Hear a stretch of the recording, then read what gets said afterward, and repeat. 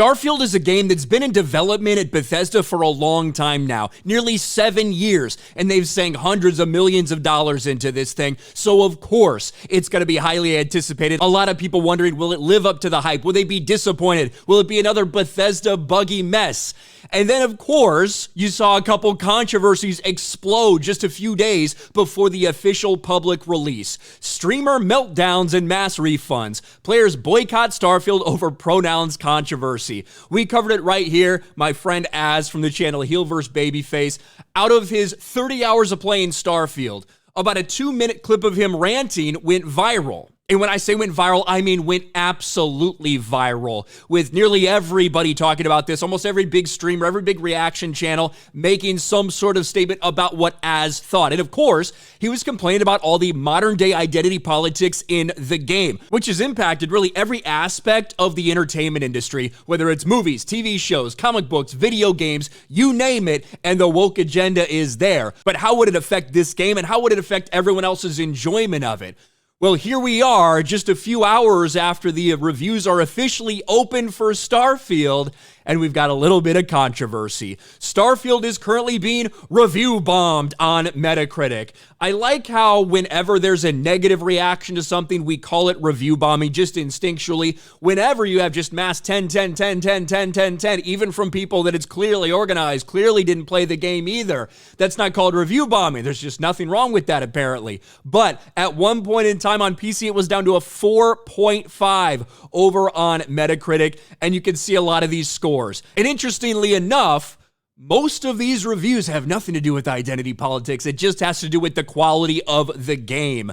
It's another Bethesda game. It's so generic, makes me feel like they didn't try. I'd rather play Skyrim. Glad I only paid $1 Game Pass to play this than refunded it. A Redfall from space, lies. Loading screen, lies. They promised a lot of things, delivered almost nothing. Many loading screens damaging the immersion, very weak level design, completely empty worlds, copy and paste of bases for you to explore. Starfield, game that fell short of promises made like many before it. Bethesda shows us again that marketing means more than development.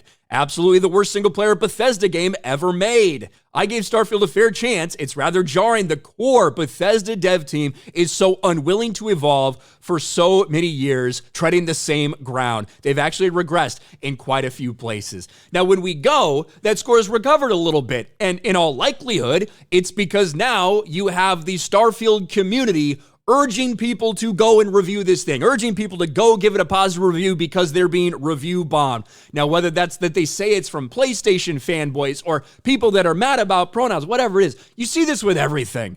Every console exclusive, you see some small group of people that might go and try to do something to the score. This is nothing new, but at the same time, to blame it all on that is a little bit ridiculous. Now, I personally haven't played the game. I've watched a few people play it, and I gotta be honest, I do think for a game that took this long to develop, it's a little bit disappointing. It seems like a massive game, but that it's very shallow in a lot of places, whether it is the repetitive base design, whether it is the NPC interactions or the character design for said NPCs. Now, there's certainly parts of it that are incredibly deep and immersive, like the shipbuilding aspect of it, how you can customize your own ship. And I mean, you could get lost for hours doing that and customize exactly what you want. I think stuff like that is really fucking cool. But overall, I think there's a lot of validity to some of what I'm seeing, especially for people that are having performance problems. And when you look, this is the response, right, from Todd Howard. Starfield's Todd Howard claps back at interviewer who questions PC optimization. He says, you might have to upgrade.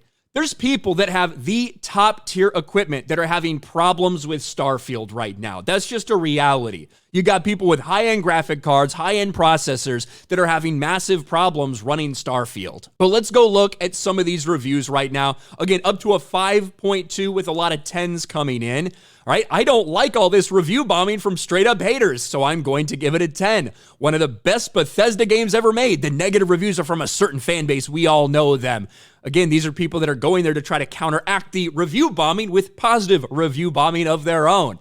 Both of these, people haven't found these very helpful, which I think is very interesting. If we want to go, we might as well go look at all the user reviews and see what was most helpful to people, shall we? Let's go down. This is going to be all the user reviews sorted by most helpful. a 5. And I think this is like a fair one, right? I, like so many gamers, thought of a game where we could look up the sky, fly into space, you could view the galaxy with complete freedom. In this space RPG, you can create any character, explore the universe you want. 7 years of development, budgeted $220 million, 500 developers, huge support. We got it. The worst Bethesda Game Studios game. There's no spirit of exploration or adventure because there is no open space. The same research points are very similar on planets. On and on and on. That's it. That is a 5, right? Which is basically what the score's at now. And that is the most helpful in terms of what people rated it. Then you got a 1, a 4, a 1, a 1, a 5, a 5, a 2, a 4, a 1, a 0. Look at all these zeros, 5s. How far do we have to go down the most helpful list to find a positive review? There you go. If you like Fallout in Space, this game's for you. Great story, great side quest, great combat in space. Now, if you hunt around here, there is stuff talking about the identity politics, about the pronouns controversy, but really most of it is just about the game itself and the performance of the game and the way they designed the game. People are going to look to find any excuse of why this is happening, and we'll see what happens over time. A lot of people are playing this game right now, but there's no doubt with the recent controversy involving the pronouns, involving the different characters they decided to include as NPCs, there's no doubt that people are going to try to do anything they can to blame the bad reviews on somebody else in some way, shape, or form. They'll blame it on people because of the wokeness. They'll blame it on people because you just must like PlayStation and not Xbox. But we will see what happens and keep an eye on this score because right now it is looking very, very divisive for Starfield. What do you guys think? Let me know in the comments section below. Smash a like button, subscribe to the channel, ring the bell for notifications, share this video out there, and I'll talk to you later.